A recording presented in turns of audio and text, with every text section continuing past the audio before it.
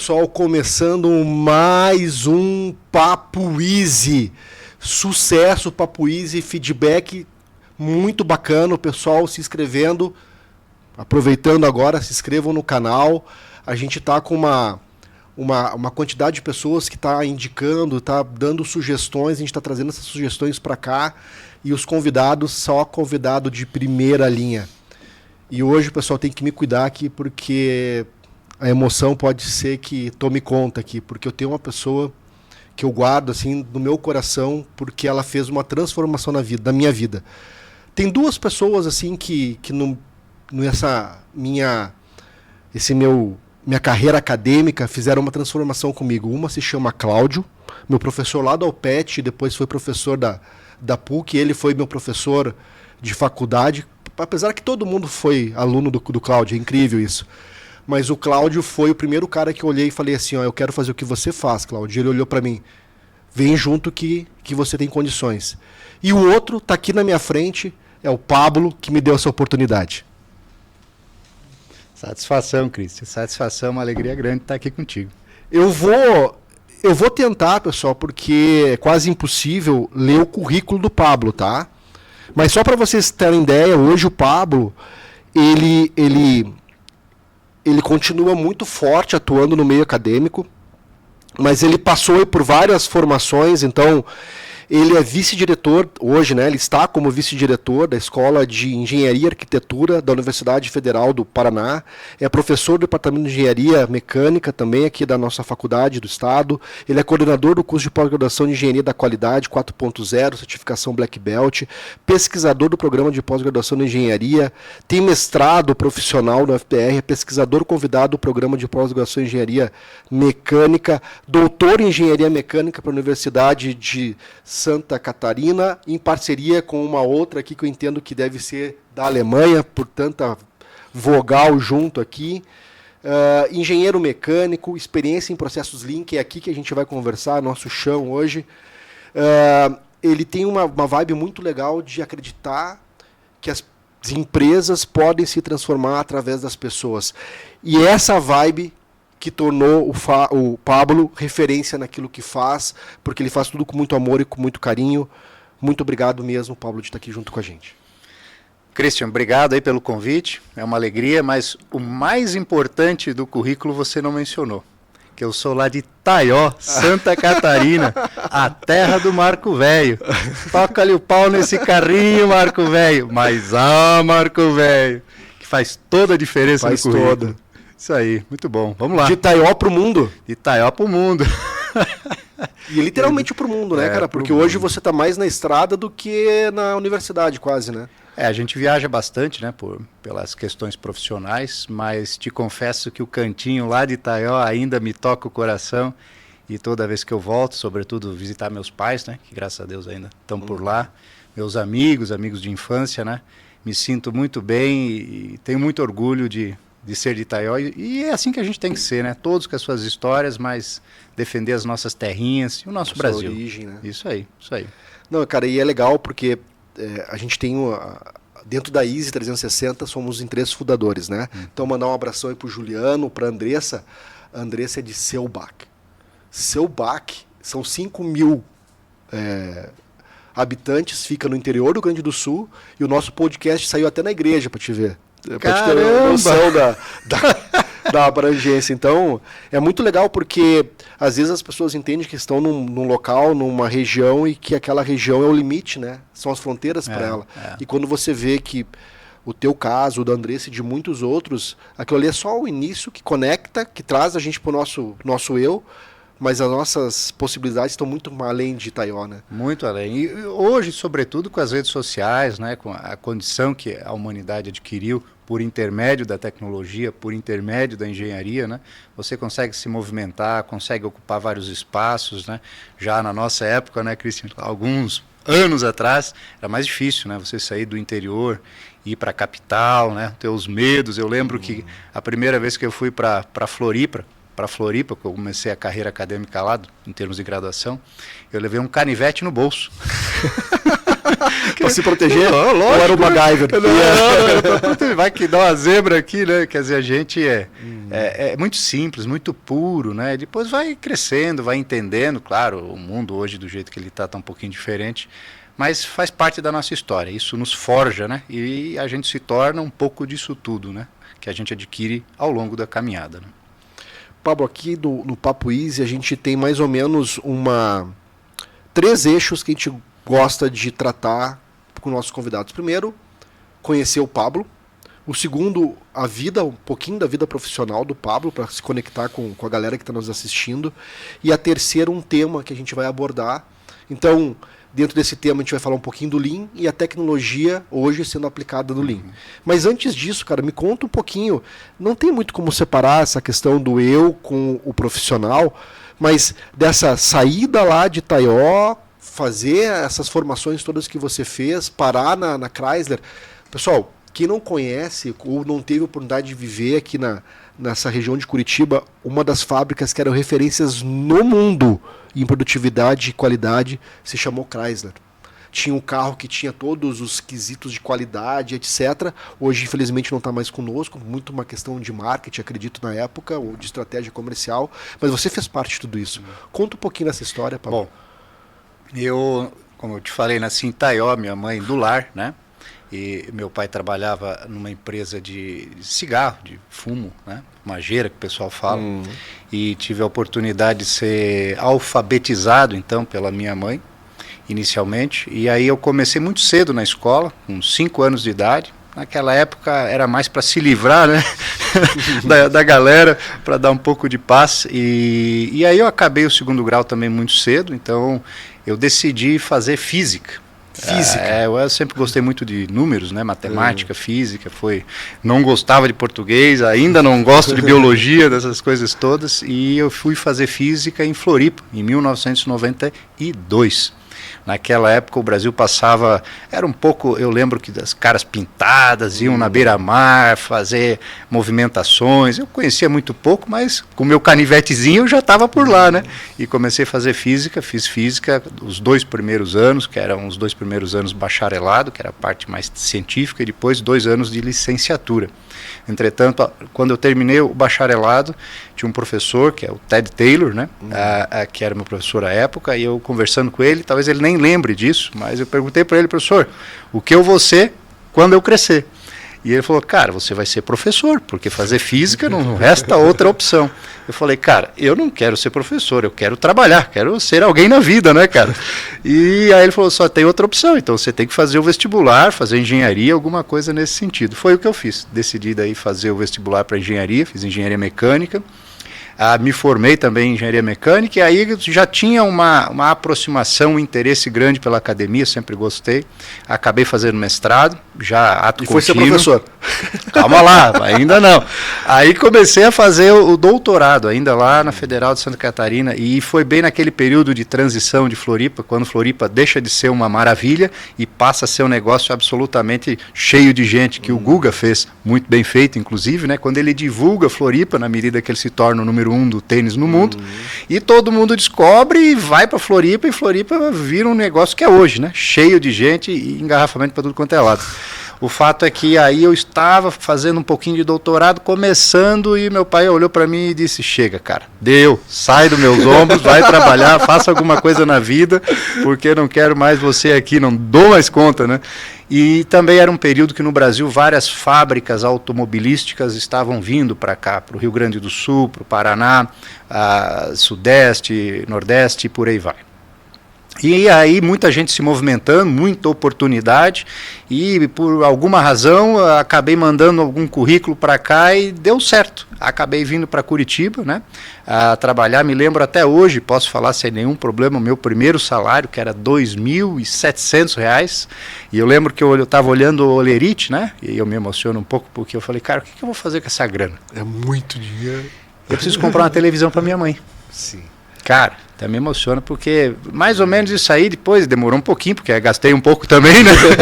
Mas eu lembro que daí eu comprei a televisão para ela, isso era março, foi março de 2000, acho, 2001, nem lembro exatamente. E no Natal eu consegui juntar a graninha e comprar, lembra aquelas televisões 29 polegadas, que ainda era tubo, né? Grandão, né? Sim. E mandei para ela. E de lá para cá cheguei aí, aqui comecei já a procurar as universidades. A minha primeira universidade aqui foi o Centro Universitário Positivo, no curso de Engenharia Mecânica, e aí fui seguindo. Em 2009 fiz o concurso para a Universidade Federal do Paraná, e hoje estou lá. Então, rapidamente é isso aí. E já se foram quantos anos, Pablo? De Curitiba, 24 anos, né, que eu estou aqui, 24 anos de universidade. Eu comecei a dar aula efetivamente no início do Plano Real. Para quem está assistindo um pouquinho mais experiente deve lembrar, isso foi em 1994, existia a URV, que não era o Real ainda, né? Sim. E eu já fui para a URV porque, como a coisa tinha muita inflação, eu não me lembro qual era o dinheiro, se era cruzado novo, alguma coisa assim, né? Mas eu lembro que a hora-aula era em URV.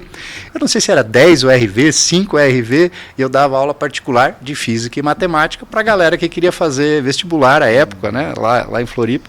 Então eu já começava a dar aula naquele período. Então aí já fazem 30 anos que de alguma maneira eu já estava lecionando, né? Mas efetivamente nas universidades, 23 anos, né, como professor, seja privado ou agora na Universidade Federal, eu estou há 14 anos. Né? Uma coisa que você acredita muito, e eu comungo muito disso com você, é o quanto o conhecimento e a capacidade das pessoas pode ajudar as empresas a transformar os seus negócios. Quantos projetos de aplicação de Six Sigma você conseguiu? Você tem uma ideia quanto você coordenou, quanto você conseguiu junto com toda a equipe que fazia parte dos projetos que até hoje faz? Você tem ideia de quanto projeto você já fez junto? Pá? Olha, eu tive a oportunidade de coordenar a primeira turma de pós-graduação Lato Sensu, né, em Engenharia da Qualidade, com o saudoso professor Cleomar Tomelin, no então Unicemp, Centro Universitário Positivo, em setembro de 2002. Nós fizemos juntos, construímos a primeira turma de Engenharia da Qualidade, que eu tive a oportunidade de trabalhar na Tritec Motors, né, essa empresa que era uma joint venture entre a Chrysler, a BMW e um pouquinho lá da Mercedes também. Eu já tinha uma formação na área de fabricação, de qualidade, os círculos da qualidade, o nosso também querido Falcone lá desde a década de TQC, especialmente a década de 90, né? E consegui aprimorar um pouquinho na Lida, né, quando trabalhei 2 anos como engenheiro de manufatura nessa empresa, e com essas relações que a gente construiu no decorrer do período, profissionais, né, como o Christian, por exemplo, né, e aí montamos um curso que era muito mais aplicado do que teórico, sempre conectado com as boas práticas de mercado. Desde lá a gente começa então a ter projetos sempre in company nas empresas, de alguma maneira ajudando a evoluir, a avançar. Cara, sinceramente, certamente mais de 1000, eu não sei te dizer, eu tenho assim marcados firmemente aqueles que não deram certo e que me deixaram marcas, cicatrizes, que é normal, né?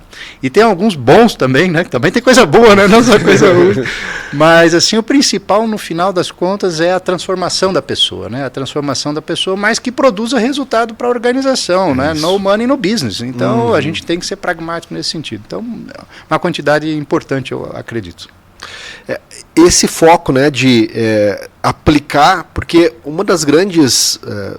não vou dizer deficiências, mas fragilidades nossa aqui no Brasil, essa parceria indústria-universidade, né? Porque lá fora essas coisas meio que se misturam para desenvolvimento, o cara tá estudando, mas está trabalhando. Aqui no Brasil essas coisas não são muito conectadas, né? E quando o aluno... Porque parte muitas vezes do aluno procurar a instituição para fazer um curso de especialização onde ele vai ter uma aplicação prática, e ele acaba levando isso para a empresa. Muitas empresas deram atenção e aplicaram e acabaram até botando outros alunos no curso, mas muitas não reconheceram, mas o aluno reconheceu e acabou indo para outras empresas.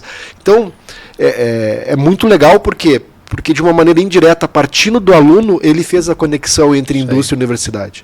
Perfeito. Esse tem que ser o mote, né? O círculo virtuoso que a gente fala, né? Você tem que melhorar enquanto profissional, aumentar a quantidade de ferramentas que você tem no teu cinturão do Batman, digamos assim, né? Que permite você consertar o que precisa ser consertado, melhorar o que precisa ser melhorado, ter a chave correta e não uma faca e com a faca sair fazendo tudo e depois você corta o dedo, né? E, ao mesmo tempo, a empresa precisa melhorar, né? E isso você tocar as pessoas, né? Incentivar, inspirar, dar ignição, que um outro colega também perceba que o desenvolvimento profissional, que hoje está aí, todo mundo fala, né? A vida inteira aprendendo, né? Isso sempre foi assim, hoje apenas a gente está evidenciando, mas a gente sempre foi movido pelo propósito, a história está aí mostrando isso, né? Agora está mais claro para nós, né? Então, se a gente conseguir criar esse mecanismo positivo, atrativo, gostoso, saudável, né? Que todos percebam que essa roda junto faça melhor para todos, né? E isso possa ser estendido para as nossas famílias, possa ser estendido para a nossa comunidade, a gente percebe que é uma relação ganha-ganha de verdade. E quando a gente alcança isso, que depois nós vamos falar de Lean, que é um pouco do Lean, né? Você está em outro patamar, num outro tecido de segurança, de novo, em termos social, econômico, né? E que te permite muito mais liberdade, aí sim, né? Enquanto ser humano, muito mais o teu livre-arbítrio, aí sim vai poder ser muito mais aflorado do que às vezes você precisar ficar ali comedido, cuidando para não se expor, porque você sabe que pode criar algum tipo de sabor. Por outro lado, você sabe que aquele caminho não é sustentável, porque vai chegar em algum momento que a realidade se impõe, como tudo na nossa vida, né? É difícil, né? Mas eu acho que juntos é o grande segredo, né? Não é mais nem o mais forte, nem o mais veloz.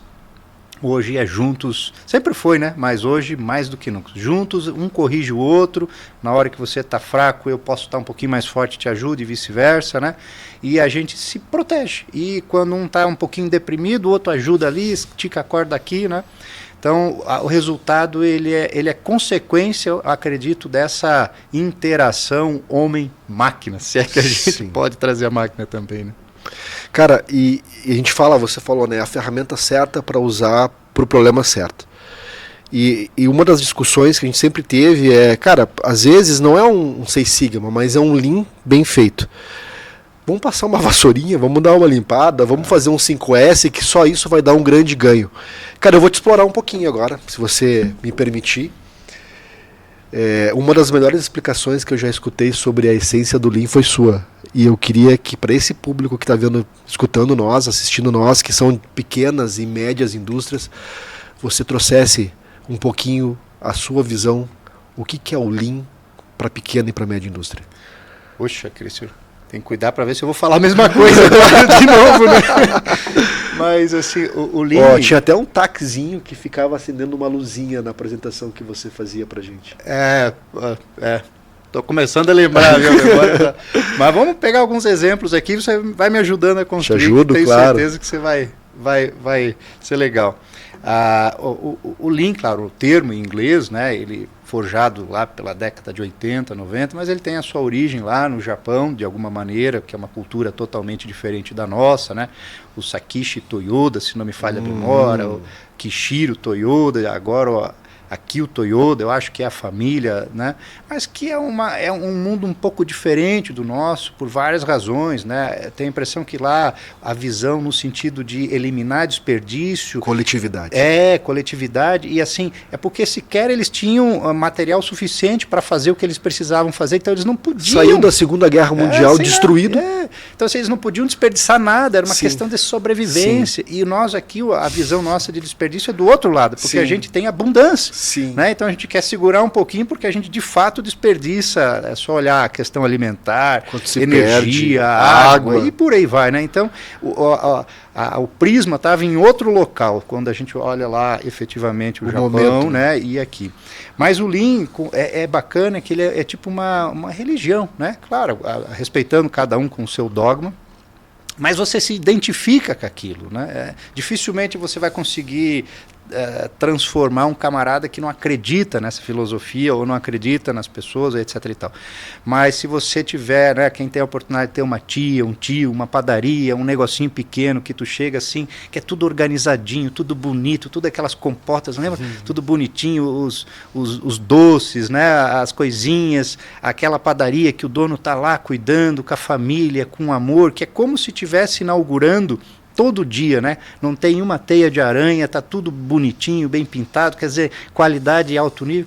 Eu não sei se é a evolução, mas eu tenho a impressão assim que, ou se é um pouco do italiano, né? Que italiano é muita emoção, mas o Lean é um pouco disso, é essa paixão que você tem de fazer bem feito, de deixar com qualidade para você, para os seus, e em especial para quem vai usufruir do produto e do serviço, né, que você está prestando ou que você está entregando. Na medida que você tenha essa paixão assim vibrante, né, que os teus olhos brilhem, que o coração bate, né, que você fique nervoso quando a coisa está para sair, esse amor, digamos, né, as ferramentas e as técnicas que você vai fazer e precisa, né, buscar numa boa capacitação, elas vão te auxiliar a fazer de maneira mais padronizada, mais estável, né, que você possa escalar isso, depois ao invés de ter uma padaria, eventualmente ter a segunda, eventualmente ter a terceira, né? Se a gente olhar aí, podemos falar a Toyota, né, como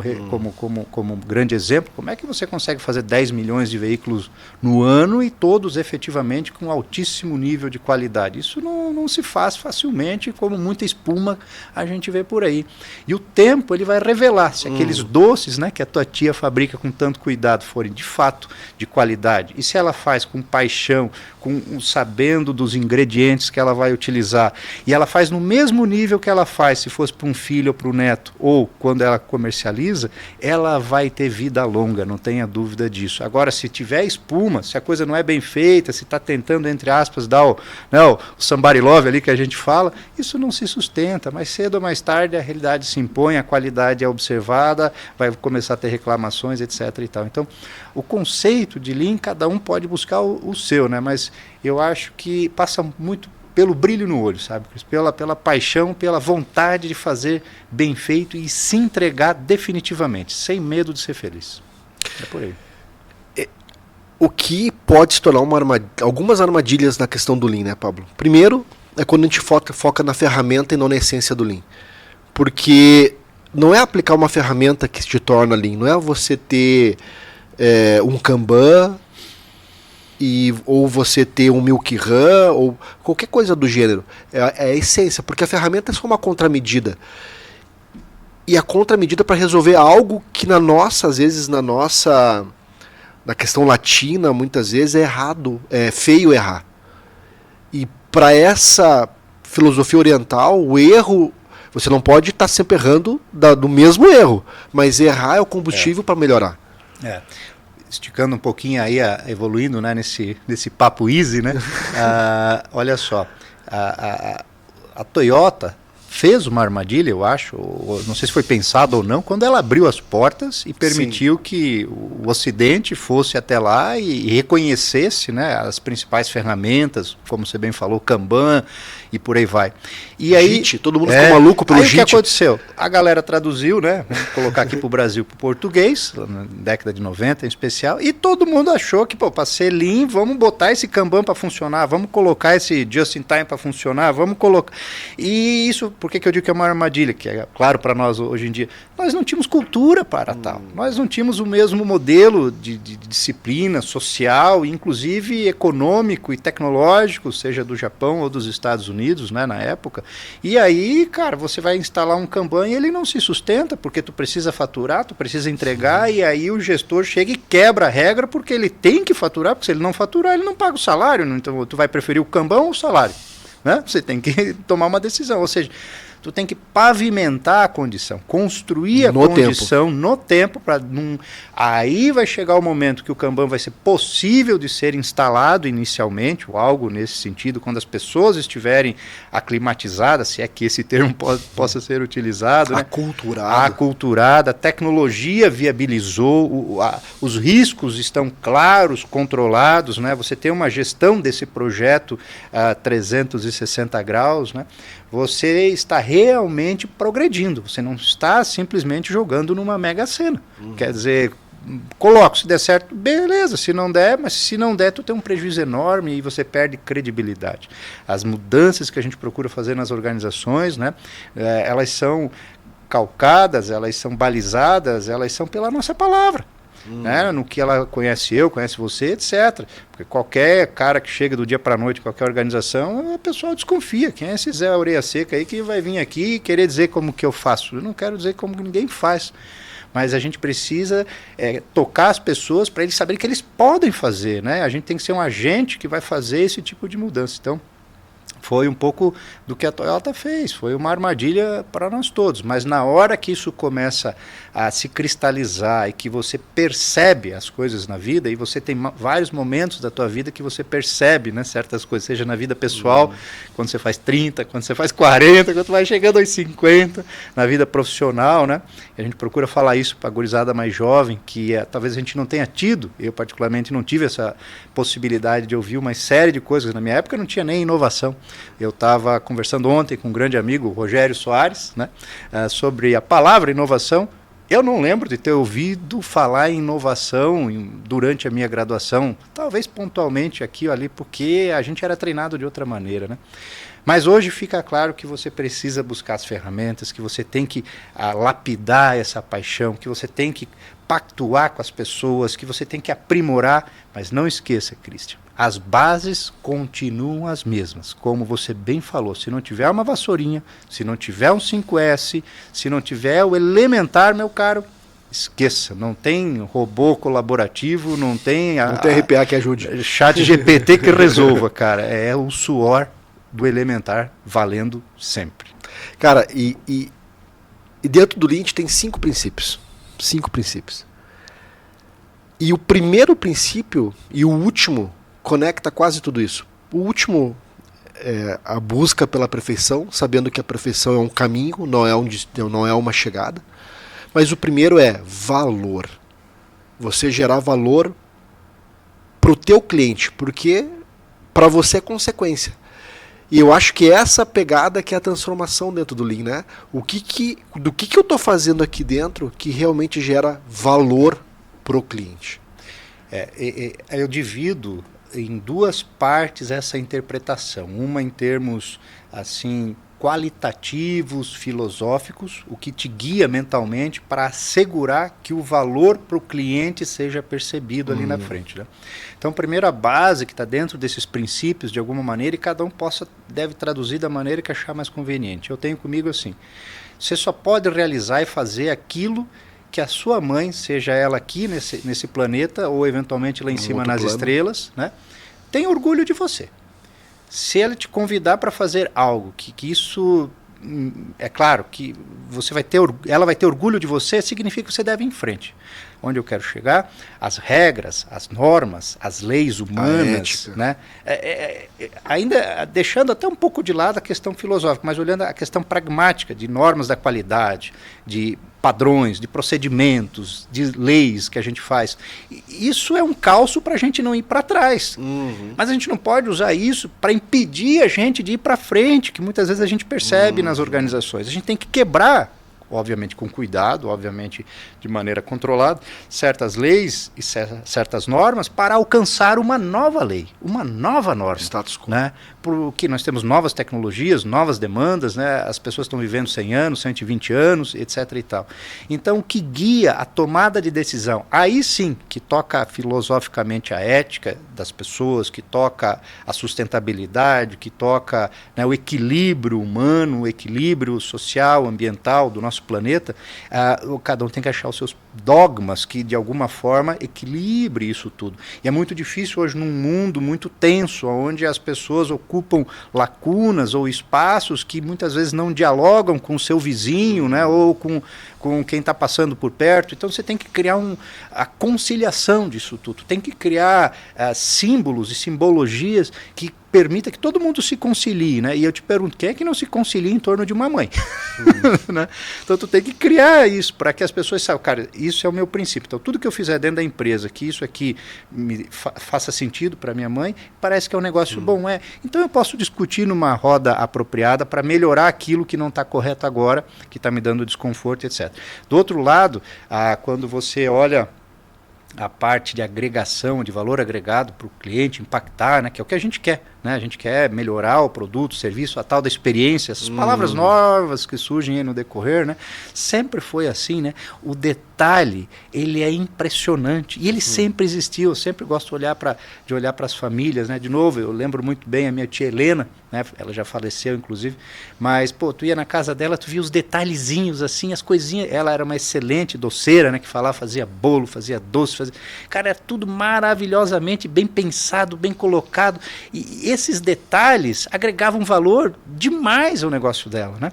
Então, são os detalhes, mas detalhes que são produzidos por um guia espiritual, entende? Que não é uma religião específica, mas do ponto de vista da qualidade, do ponto de vista da realização, do impacto na sociedade, e que quando soma tudo isso, o resultado é um produto de altíssima qualidade, de cheiro bom, de sabor delicioso, de durabilidade, de confiabilidade, seja um automóvel, seja um eletrodoméstico, seja uma roupa, seja o que quer que seja, meu amigo. Então, e fundir tudo isso e transformar esses ingredientes num dia a dia de disciplina, de realizações das 7 da manhã às 17 da tarde, faz com que a organização, qualquer que seja imbatível. Dificilmente ela vai ter problemas no seu caminhar.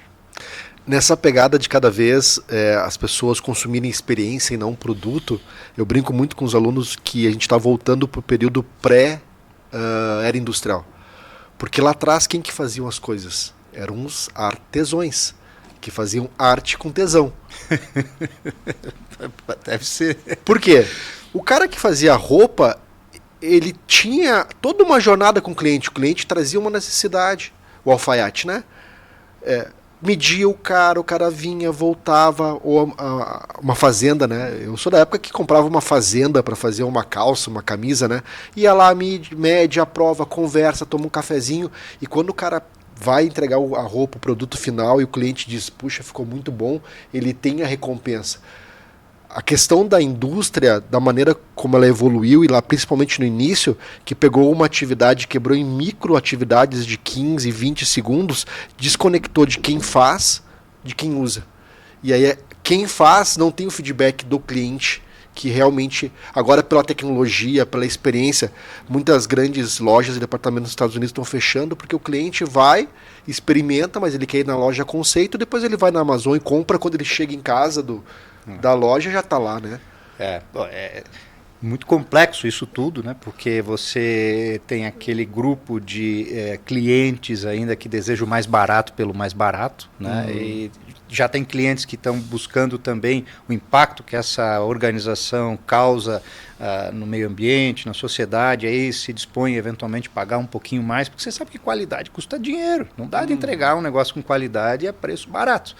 Eu até sempre falo também, se for muito barato, desconfie, ou é falso ou é roubado, porque não tem como você fazer um negócio de elevado nível de qualidade que requer materiais, pessoas experientes, né? E por aí vai. Então, a experiência das pessoas que é customizada, que é personalizada, tá aí todo mundo falando de não é mais produção em massa, né? É personalização em massa.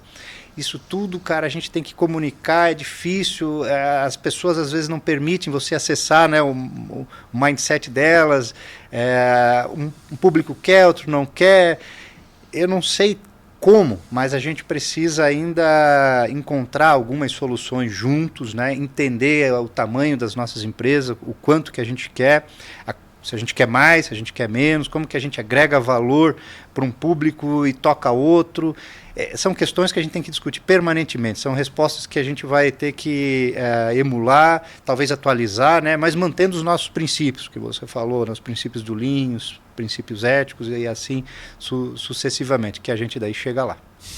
Por aí. Cara, e como é que conecta a tecnologia ao Lean? Bom, As tecnologias, de alguma forma, como meio, elas estão aí, como você comentou, né, a arte com tesão desde sempre, né? Sim. E essa é a sacada. As tecnologias estão permitindo, nesse papo easy que a gente acabou de ter, de você personalizar o produto para o cliente final economicamente, tecnicamente viável. As tecnologias fazem com que você consiga comprar um automóvel exatamente como você deseja e, eventualmente, na medida do teu corpo, nas cores que você deseja, seja o time que você torce, né? Isso vale para uma roupa, isso vale até para a alimentação, né? Então, as tecnologias elas estão descentralizando certas manufaturas, estão descentralizando alguns produtos, permitindo que a gente produza em menores quantidades, que a gente consiga alcançar pessoas mais específicas, né? E aí que a tecnologia, então, ela tem a sua entrada e a gente demanda por novas tecnologias. Então, a gente vem desenvolvendo a sociedade, a engenharia, continuamente, é um caminho sem volta, né? A tecnologia só vai para frente, é só você olhar ao seu redor, e eu falo isso continuamente, é o meu mantra maior. A verdadeira magia é a engenharia. A engenharia é a verdadeira magia que produz isso tudo que nós estamos vendo, utilizando, quem está nos assistindo, etc. e tal. Não há uma magia apenas com o poder da mente, do ponto de vista de movimentar um lápis ou fazer um clique de dedos e aparecer um prédio de 50 andares. A magia que está na mente é justamente aprender as técnicas e as ferramentas do Lean, utilizar dessas novas tecnologias que aceleram a nossa realização, que permitem a gente ir além do horizonte, simular em tempo real, realidade aumentada, virtual, metaverso, BIM, isso, aquilo, aquele outro. É uma salada de coisas que existe, que vão permitir você desenvolver coisas mais impactantes, mais rápido, mais saudáveis, mais sustentáveis, né, e que façam sentido para a vida das pessoas. Então a tecnologia sempre vai ser necessária, cada vez mais necessária, para ampliar as nossas experiências, né, para ampliar a nossa segurança, para ampliar as nossas conquistas. Então faça um exercício, a todos que estão nos assistindo, né, imagine em 2075, logo ali, eu vou fazer 100 anos. Em 2075, eu farei parte do primeiro bilhão de pessoas em 2075 com 100 anos de idade ou mais. Então, na Terra, nós teremos 1 bilhão de pessoas com 100 anos de idade ou mais. Você parou para pensar o número de oportunidades que isso vai permitir? E somente a tecnologia vai viabilizar a gente realizar isso tudo que vai ser necessário ali na frente, né? Então, seja inteligência artificial, seja as tecnologias digitais, seja o Kanban ainda no cartãozinho, né? Cada um tem a sua aplicação de acordo com a maturidade, com o segmento, especialmente, Christian, como você destacou, as empresas, organizações menores, né? As pequenas e médias, aonde a gente precisa todo dia produzir, né? Para conseguir dar o segundo passo, o terceiro e assim sucessivamente. Você já teve contato, ou já viu, ou já estudou alguma aplicação de IA conectada diretamente ao Lean? Já tenho alguma coisinha, tá? Posso te dar alguns exemplos, mas porque primeiro, de certa forma, está tudo conectado ao Lean, que o Lean é a base, é a teia, né? Se você tiver uma organização que não tem um sistema de gestão firme, as tecnologias elas podem escapar pelas gretas, né? Pelas trincas, pelos poros. Então, a tecnologia, para ela se sustentar e fazer valer isso financeiramente, ela tem que ter um sistema de gestão firme, né? Que é o nosso Lean. E o que ela faz, pensando como uma rede de pesca, né? A tecnologia ela é um nó. Se ela ali estiver bem implementada e firme, ela se torna um nó mais forte que segura peixe pequeno, grande e peixe enorme também, né? Se aquele nó não estiver bem firme, ele pode romper e permitir vazar e você perder a tua tarrafiada. Então, sim, temos algumas aplicações de inteligência artificial. especialmente em termos de tratamento de imagem, especialmente em termos de tratamento de sinais, quando você busca estatística e probabilidade, que a IA é mais ou menos nessa linha. Tenho referências importantes que eu busco ouvir, interagir, especialmente lá na universidade, né? Amigos que são, obviamente, da área de IA, eu não sou tanto, né? Mas hoje a gente busca a maior parte das aplicações na área de manutenção, para predizer, né, a manutenabilidade de máquinas e equipamentos, né? A gente busca a análise de sinais para predizer o vigor do equipamento, quer dizer, como um pai, como uma mãe vê com um filho. Se tu olhou para o lado, tu vê se o cara está vigor, né? Se o bichinho está meio assim, ou ele fez uma arte na escola, ou ele está com febre, tu nem sabe exatamente o que é, mas ele saiu do padrão. Então é aquela ideia de encontrar os devidos padrões, né? Mas o drama hoje, para concluir, eu diria, é traduzir tudo isso numa linguagem fácil, num easy talk, né? Porque você tem que ser palatável para as pessoas. As pessoas não podem perceber isso como uma ameaça dentro da organização, né? Pô, o cara agora vai trazer inteligência artificial, quer dizer que não precisa mais do Christian, não precisa mais do Pablo, que as inteligências vão conversar, né? O aluno faz o trabalho na inteligência artificial, o professor usa a IA para corrigir, quer dizer, não é aí. A IA, ela é meio, né? Continua precisando das pessoas para ter o brilho no olho, para guiar para onde essa tecnologia vai nos ajudar a caminhar. Porque dados, cada vez mais, que era uma coisa muito escassa, a gente não tem muito uma cultura de dados agora, em função da tecnologia, a gente está... Então, em função do IoT, que vai gerar um monte de dados, só que esses dados, se não forem tratados, não forem ajustados, corrigidos, a IA não produz nada por si só. Bom, aí você tocou num ponto, que até vou dar um passinho atrás, que é a área que eu mais procuro atuar, que é quando a gente fala em digitalização para efetivamente conseguir adquirir esses dados, né? Quando a gente fala um dado, ele é um dado que veio de um fenômeno químico, físico, biológico, mecânico, e a gente transformou ele num dado digital por meio de por intermédio de um sistema de medição, geralmente. Então, imagina qualquer que seja a máquina, uma geladeira, um fogão, um micro-ondas, um centro de usinagem, etc. Aonde você coloca o sensor, que tipo de sensor, quantos sensores, né? Quantas direções, e aí a gente complica um pouquinho, X, Y, Z, e aí, olha só, pensa no corpo humano. Vou fazer um parênteses, vou te dar um exemplo.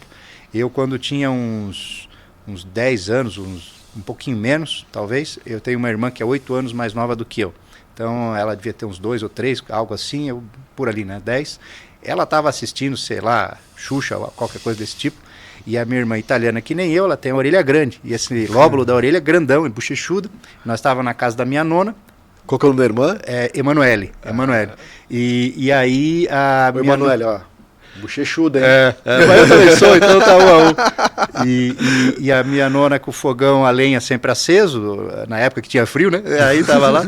E eu olhei ela assim por trás, né? Vi aquelas orelhonas, eu olhei e pensava, vou dar uma queimada no lóbulo com a faca, assim, só pra ver o grito. Coisa de irmão e irmã, né? Vou dar só uma encostadinha aqui. Pessoal, não faça isso em casa, tá? E aí, cara, botei a faca em cima do fogão e ali já, maquinando, vou pegar a faca, vou colocar na orelhinha dela, ela vai dar um grito, vai ser legal pra caramba.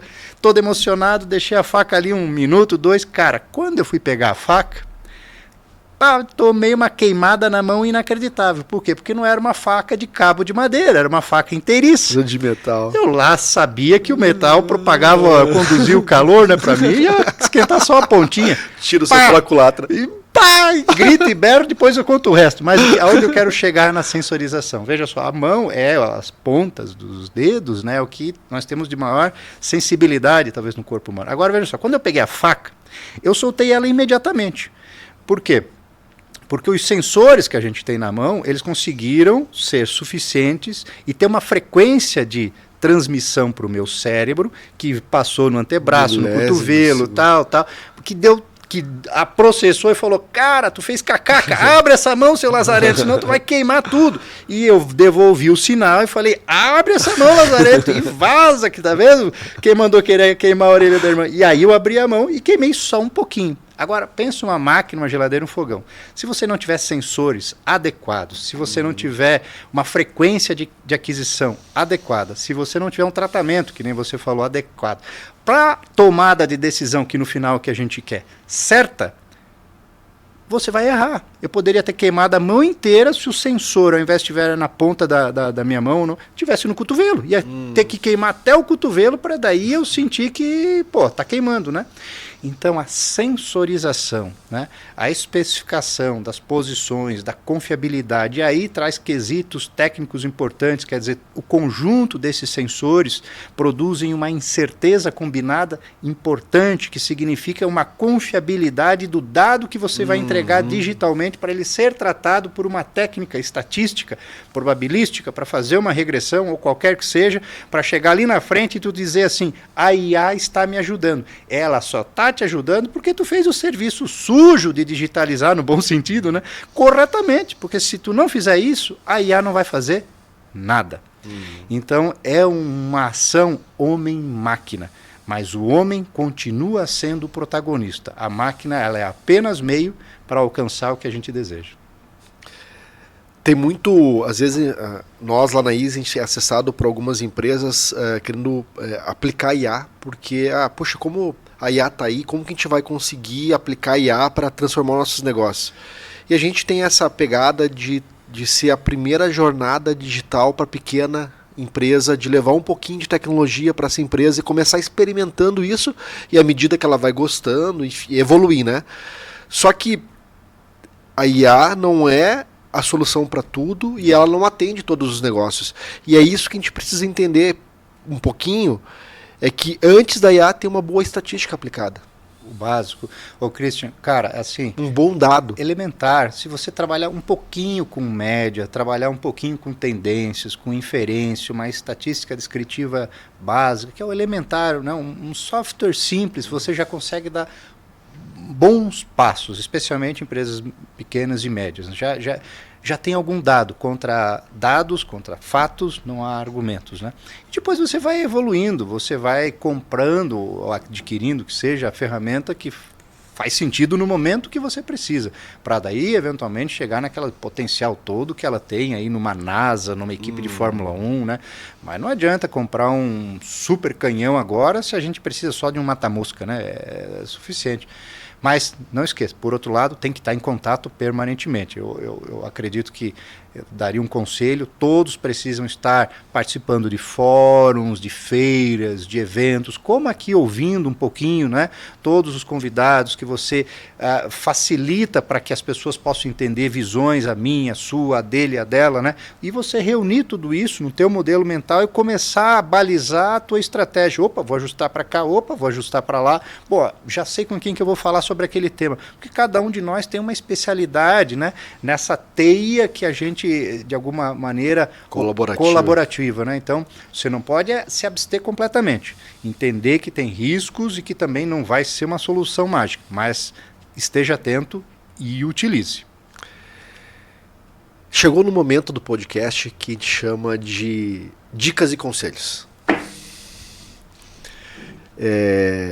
Eu queria que você, não precisa citar o nome da empresa, nada, mas de aplicação mera pura do Lean ou até de uma solução Six Sigma, duas situações que deram certo e duas que deram errado ou vice-versa, e por quê? Bom, vamos lá. Eu tenho muito marcado uma que não deu certo, então vou começar com essa, que é mais fácil até eu lembrar das outras, né? É de uma empresa de serviço aqui na região de Curitiba, né? E isso era lá em torno de 2010, 2012, não me recordo exatamente o período, mas já mais de 10 anos com certeza. E a gente foi chamado para ajudar na implementação de um sistema de gestão. A gente nem falava Lean, que era muito ousado, mas as bases do Lean. E chegamos lá, a equipe, e a primeira coisa que a gente percebeu é a sujeira, né? Sujeira mesmo, sujo, né? Bom, como é que uma empresa quer ser first class suja, né? e era uma empresa que desenvolvia uma atividade de triagem de documentos que eram enviados no caixa dos bancos, né? O banco recebia ali cheque, boleto, e os bancos perceberam que era caro fazer com que o caixa, né, a função caixa, fizesse essa triagem. Colocava tudo dentro de um malote e enviava para essa empresa, e essa empresa então triava, organizava e colocava devidamente no tempo que tem que ficar lá armazenado, né? 5 anos, 10 anos, 20 anos. Então eles recebiam assim 200, 300 malotes às 5 da manhã, que era do dia anterior, em torno de 150 mulheres, porque mulher acaba tendo um tato e uma sensibilidade mais adequada para fazer a manipulação desse material, né? E aí tinha que tudo, depois junta tudo, coloca num envelope, marca, ainda a digitalização não era o que é hoje, né? Enfim, um trabalho bem interessante. E aí chegamos lá, suportados na época pelo diretor da planta, e olha, nós precisamos melhorar porque chega final do dia e está sobrando ainda malote, já vai chegar o outro no outro dia, etc. Bom, fizemos um trabalho de conscientização, piloto, organização, limpeza. Começamos a treinar as mulheres. Eu lembro muito bem que assim, um treinamento que a gente fez com elas era de computador, porque elas não tinham computador. Então eu lembro que 2 fizeram e-mail, que nem christian@email.com, e eu fiz aqui pablo@email.com. E uma mandou e-mail para outra, sentada lado a lado, e de repente a que recebeu deu um grito. Foi o primeiro e-mail que ela recebeu na vida. Aquilo emociona qualquer um, né? Só que aí você vai tocando as pessoas, você vai sendo parte delas, elas confiam em você, que você está ali para ajudar. Eu vou encurtar a história, porque você já de alguma maneira entende daí como continua a implementação. Eu sei que a gente chegou num dia 21 de abril daquele ano. A gente chama assim Extreme Makeover, que é o dia que você dá o impacto e dá a ignição e começa uma nova empresa. Pintamos uma nova área, refizemos tudo, quer dizer, uma cultura nova para ela brotar e ela jogar para fora a cultura que não é boa, né, revitalizar e etc., com o sofrimento que nós vamos ter. E foi maravilhoso, os depoimentos, né? Eu tenho gravado o depoimento de uma menina que ela diz assim, cara, há 1 mês atrás eu queria ser mandado embora para tirar os direitos, né? Agora eu quero me aposentar aqui, porque a cultura estava nascendo forte, sabe, vigorosa. Eu estava alucinado, era um trabalho assim que eu disse, cara, não é possível que isso dá certo. E dava mesmo. Tem esse impacto. E a coisa foi. Aí o que aconteceu? Com isso, o diretor atual, ele se projetou na organização, era um grupo multinacional, e bateu asa, foi para frente. E nisso trouxeram um outro diretor de um outro local, e esse cara se instalou. Na primeira semana ou na segunda semana, ele mandou embora, 20 ou 30 pessoas que aparentemente estavam sobrando, porque a gente conseguiu eliminar o desperdício, porque a gente conseguiu ter mais produtividade, mas o acordo era, com isso nós reduzimos o custo, com isso nós vamos conseguir mais trabalho para a empresa e vamos manter... Mais com o mesmo, não mais com menos. Exato, é por aí. E ele, claro, mandou, fez X em cima de todos nós, etc., e aí semanas depois, ou meses depois, eu encontrei uma das pessoas que estava junto no grupo de realização, e eu tinha vergonha de olhar para ela. Cristo, eu tinha vergonha, porque assim, eu não consegui cumprir a minha palavra. E eu digo, cara, e aí por que aquele diretor fez isso? Porque ele agora precisava mostrar resultados no curto prazo, para ele conquistar os bônus dele. Numa visão de curtíssimo prazo, não porque ele não entendia, ele não era burro, claro que ele entendia, mas porque ele estava pensando nele, e não no todo. Então, o Lean é isso, tu precisa manter o todo sempre, caso contrário, não vai dar certo. Tenho certeza que esse cara tem sérios problemas hoje, pode estar com muita grana, isso não significa nada. Agora, do ponto de vista de relacionamento, duvido que ele é tão feliz quanto a maior parte daquela galera que acredita no Lean consegue ser. Duvido mesmo. Esse foi um caso que não deu certo. Vou falar um que deu certo rapidinho para não esticar muito a corda. Foi numa empresa madeireira, lá perto, aqui no Paraná, melhor. E chegamos lá, na verdade, olha que legal, essa empresa ela veio para Curitiba buscar ajuda, porque ela precisava melhorar, ela tinha já não sei quantos milhares de pés de eucalipto e aquela coisa toda, pinheiro, e fazia porta, fazia isso, fazia aquilo, só que estava com muito desperdício, e ela ouviu falar num tal de Lean. E aí veio a gerente de RH, ó, na época, o diretor de RH, e uma consultora que conhecia um pouquinho. E bateram na nossa porta e pum, apareceu. E começamos a interagir. E eu, de cara, como a maioria das pessoas, assim, com o tempo, você percebe quando as pessoas são verdadeiras e quando a pessoa tem uma espuma ao redor, para não dizer uma palavrinha mais, né? Vamos fazer uma visita. 300 quilômetros daqui, tinha que ir de carro, porque não tem nada. Chegamos lá. Cara, maravilhoso, o ambiente assim, propício para melhoria, mato alto, sabe aquela coisa toda. Enfim, fizemos todo um treinamento, foram 10 módulos. Pessoas engajadas. Pessoas engajadas. Teve um ou outro que não foi, mas eu me lembro que no dia da formatura, que a gente daí concluiu todo o programa e eles alcançaram os objetivos.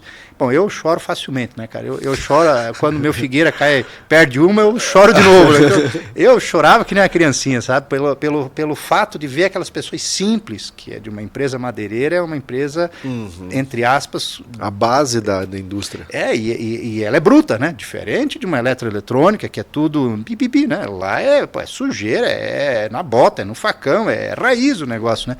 E tu via aqueles cara brutos, sabe? Tocado pelo Lean, no sentido do conjunto da obra, e conseguiram vencer, e até hoje eu tenho uma excelente relação, já mudou, já cada um seguiu, né, com todos, é uma história assim que ficou para sempre, que eu ajudei um pouquinho, eu não, a galera toda, né, a mudar uma organização que tenho certeza que melhorou a vida de várias pessoas.